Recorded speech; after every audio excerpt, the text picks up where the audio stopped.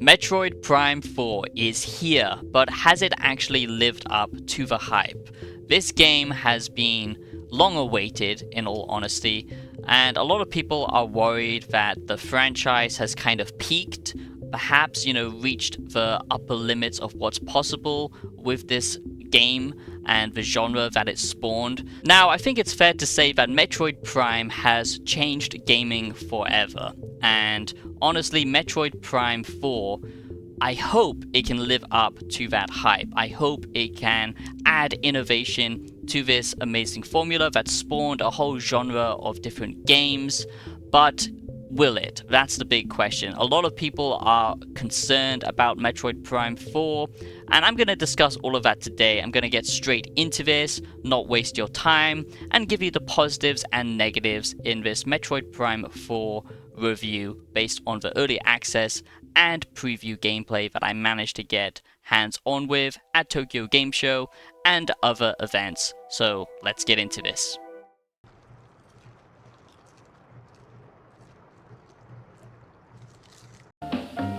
Hold it, Mac. Thanks. Don't mention it. Best choice in cereals. The best choice in cereal. Best choice in best. I would say that recently we've had many good games come out, from AAA to AA. There's been a lot of new good games this year, perhaps not as crazy as last year, but I do think it was pretty stacked. I think it's fair enough that people look at this and they think, oh, it's just more Metroid Prime, because it doesn't look like it's actually doing anything that different, except for some, gameplay mechanics to change up the actual flow of the game. And for a game series that is so iconic that it spawned a whole genre of different games, Metroidvanias, and almost like Souls spawned a whole genre of Souls-likes, you would hope that there would be some innovation to the formula, and a lot of people are a bit concerned that it doesn't look like it's adding much to the formula. Now, you should know that this game is coming out on the original Switch as well, so that's why graphically it's not exactly pushing any limits of the new capabilities of Switch 2. The only thing that it is doing on that platform is running at a high FPS, around 120 FPS, which is nice, and you do have, higher resolution as well if you want to opt for that route. But visually, I would say that this looks pretty much exactly like the previous Metroid game that we had on the original Switch. Not much change there, but it is still a graphically beautiful game. So for this Metroid Prime 4 Beyond review, this is all based on the hands-on early access gameplay that I managed to get my hands on. Now, I was lucky enough to try a bunch of different games for next year, and do bear in mind that this is only based on the early access stuff and the media coverage, but I do think I can give you an informed review. That's why I like to do these early access reviews, so I do hope you enjoy this. Let's go already! So let's get on with the first positive of this early Metroid Prime 4 Beyond review and dissect all of its positives and its negatives to give you a fair and balanced review. I try and stay as objective as possible in my reviews. I think that is very important. If I do have a biased take, then I will highlight that in the point that I give, but I do not give you an end score. Just weigh up the positives and negatives for yourself. And if you're a wise one already and you're a subscriber of this channel, you will know that we try and keep it fair and objective as possible. So the first positive is this is, of course, that classic Metroid Prime gameplay, but just a little bit more tight with its puzzles, its level design, and definitely with the bosses. And I'll discuss all of that later, and also some open segment areas that, give you a little bit more room for exploration. But if you've never played a Metroid Prime game before, basically you go through different locations, solving puzzles, finding upgrades for your suit or your weapons that then you can backtrack and unlock further different locations in the game, hence Metroidvania style gameplay.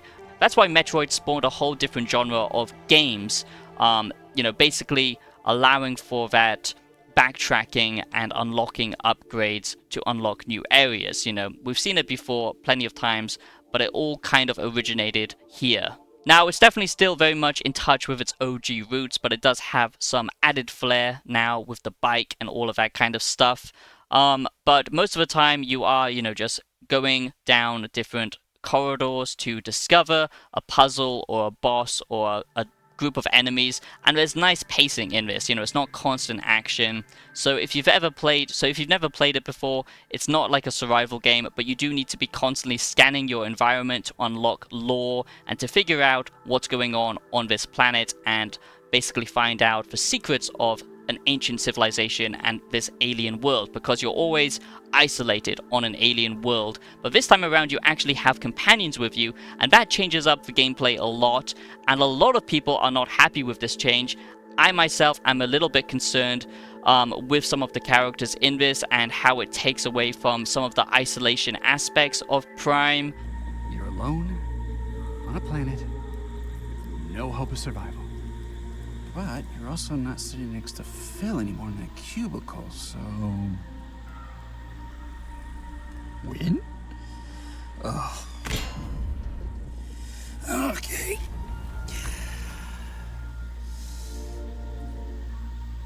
What? What now?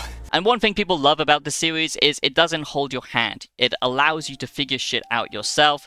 That's kind of just old school gaming at its best, which a lot of modern day games just ignore and they spell it out for you.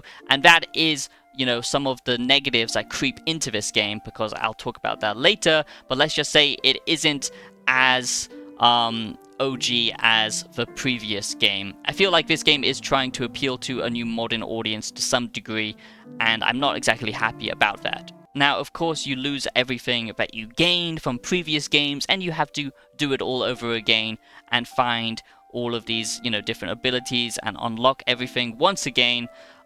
So just bear that in mind. But luckily there is new stuff this time around.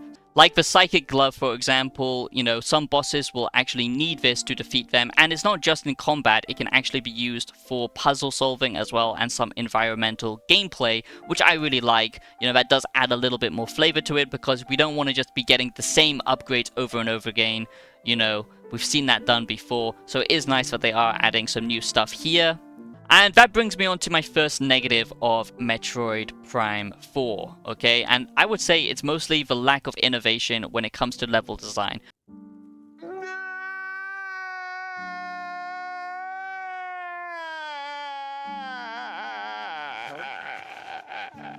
The puzzles themselves feel much more fluid and just like more thought out. It's not just the same things over and over again. It does actually require you to utilize all of your abilities to unlock a certain puzzle. Whereas before you would get an unlock and then you would just backtrack to that area where you needed that ability to progress. This time around, it's kind of that same formula, but now you actually have to combine abilities together and string them together to do some platforming or to solve a puzzle, to solve a combat challenge. All of this kind of stuff feeds into each other much better this time around, I would say. But the actual level design seems quite lackluster. I haven't actually seen a lot of the open-ended section, but the main corridors that we get, it is very much the same style of a level design, and not much verticality to it or anything like that, and that does get a little bit boring after a while, I would say. You're goddamn right. Now, usually with these kinds of games, it's very much, you figuring everything out for yourself. You're in an alien hostile planet, and it's all about that isolation, that vibe of, figuring everything out yourself, with the weather effects and just different biomes, and you stringing together like how to get from point A to point B. At times that can be kind of frustrating because the map design isn't the greatest, and sometimes the backtracking can feel quite boring and old school, not in a good sense. Now, I think many people find that design quite infuriating at times. I know I do, but at the same time it does have a lot of charm to it, because no one else is telling you what to do, and it's got that classic nostalgia of figuring everything out for yourself. But this time around, like I said, they are focusing more on this heavy overarching story of you connecting with different people, okay, and finding survivors, banding them all together to kind of create a crew, if you will. Now, it's not anything like Mass Effect or anything like that, because you don't talk that much yourself, but the other characters will never shut up, okay? There's a few instances of you now doing escort missions and protecting a certain character, them telling you exactly what to do in solving a puzzle and stuff like this. Now, this takes a lot of the charm away from what these games are about. You know, like I said, that lack of hand-holding, the atmosphere and the vibes of being stranded on these planets, figuring out the lore. And it's not just that, you know, that could be done very well, you know, like forming this crew get together to actually solve different puzzles and all this kind of stuff. But the problem is, a lot of it feels like unnecessary bloat, or just, you know, to try and add a new experience to make it feel a little bit more, you know, connected to a modern audience, if you will, where if people do struggle on what to do next, now the other NPC can just tell you what to do. Now, this could be done very well if the writing was sharp and on point. Metroid has always been about, you know, like I said, that kind of somber tone of being stranded and kind of figuring everything out yourself. But now they're adding a lot of humor to some of these characters, and it's not good writing. What? What now? My disappointment is immeasurable, and my day is ruined. It feels like it's almost targeting a different demographic, like a younger audience, whereas before, you know, anyone could enjoy these games because of its kind of openness. And now with the writing and some of the quippy humor, it just kind of falls flat on its face, and it takes away that agency that makes these games so special. It's all about player agency and having these characters, you know, that you have to protect, you have to watch out for, and then they tell you a bunch of information that you could figure out yourself. That, to me, takes away some of the experience. And that is why you see a lot of people right now reacting to this, saying that it's completely doomed. I don't think it's completely doomed. I've only seen this happen with a few characters. It's not all of them. Now, I hope you're enjoying this early look at Metroid Prime 4 and this Metroid Prime 4 Beyond review. It does mean a great deal to me that if you're new here, that you consider subscribing, becoming a wise one today. If you enjoy deep analysis on gaming, early access reviews, and philosophical content, a deeper analysis, then this channel is for you. And of course, it's no fun without you guys, so sound off in the comments down below, because the algorithm is quite a devious boss within itself. So subscribe, like the video, it does mean a great deal, and thank you for becoming a wise one today. I get the angle that they're going for, you know, they're trying to have the teamwork be a spin on the formula. But for a game like this, it just doesn't work. And it's not all the time, you know, you're not always traveling around with a companion, thank God. A lot of it is still just you figuring stuff out, but there are now sections when you have to protect a character, you know, that kind of escort mission. It's never good in a video game. And when you're building, you know, linear levels around it, it just kind of limits what this game could be, when it should be more about exploration and combining these abilities together. And they do that, but there is also this extra stuff, and I just feel like they're trying to fit something that doesn't quite work, and instead they should be innovating more on the exploration, the verticality, and these open sections that I haven't seen much of, but they do look to be quite interesting. So that is my next positive. It is these open sections. So now when you are traversing, you're not just limited to morphing into your little ball fit into tight little crevices. In areas that are big enough and wide enough that you can actually utilize it, you can now use this bike, and there are areas where you can use this, and, you know, there's combat sections with this as well. Also a lot of resources that you have to collect while you're driving around. This is what gives you, you know, your energy, your fuel to keep going. So there's a little bit of micromanagement with the bike, which I like, and the combat elements of it that add to the gameplay. And there are, you know, side things to explore, things that you might miss. Now, the next positive are the bosses. The bosses this time around are just way more engaging. Some of them even have like multi-layers to them, you know, kind of phase 2, if you will. And I just like the fact that, you know, a lot of them now require you to actually utilize all of your abilities.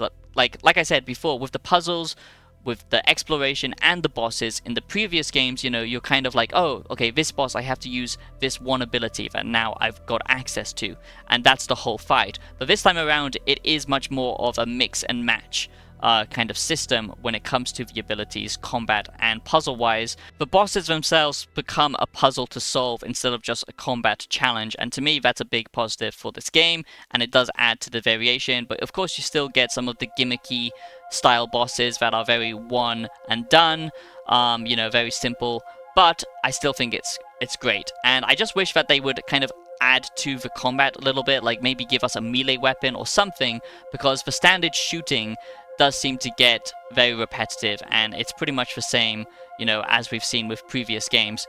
But, you know, there is a variation now thanks to these psychic abilities and other unlocks that you get throughout the game. The music is of course still on point, as is the sound design. They never fail with that, and just the art direction, like I said, is good. I just wish that the level design gets a little bit more creative, you know, where there's more like secret underground passages that you can discover, much more verticality, and, you know, out of zone reaches, because it does feel very scripted and handcrafted, and it's always felt like that, and it would be nice just to see them kind of get a little bit more open with it. But of course you do have these open areas now called Soul Valley that you do get to explore, so that does add that variation. I just wish it was naturally included in the base level design as well. But overall, yes, many positives for this game. I wouldn't say that many negatives, much more positives than negatives. It's still a great game, but since it has been so long since the last Metroid Prime game, I do think that they should have added more to this to make it feel like a big leap. But honestly, it's not, and that's kind of a miss, because most games, especially from Nintendo, always jump up in some form of innovation, even if it's not graphically or anything else like that, like hardware.